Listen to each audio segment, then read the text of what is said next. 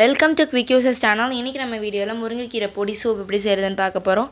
தேவையான பொருட்கள்: முருங்கைக்கீரையை நல்லா காய வச்சு அரைச்சி எடுத்த முருங்கைக்கீரை பொடி 2 ஸ்பூன், அரை ஸ்பூன் சீரகம், அரை ஸ்பூன் மிளகு, அரை ஸ்பூன் சோம்பு, அரை ஸ்பூன் மஞ்சள் தூள், 10 பல் பூண்டு, மிளகு, சீரகம், சோம்பு இது எல்லாத்தையும் சேர்த்து பொடி ஃபார்மெட்டுக்கு அரைச்சி எடுத்துக்கலாம்.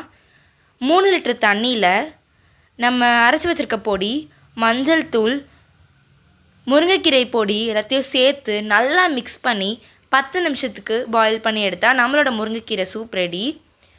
இதில் நீங்கள் முருங்கைக்கீரை பொடியாக தான் போடணும்னு அவசியம் இல்லை. இதை நீங்கள் முருங்கைக்கீரை இலையாகவும் போட்டு கொதிக்க வச்சு வடிகட்டி எடுத்துக்கலாம்.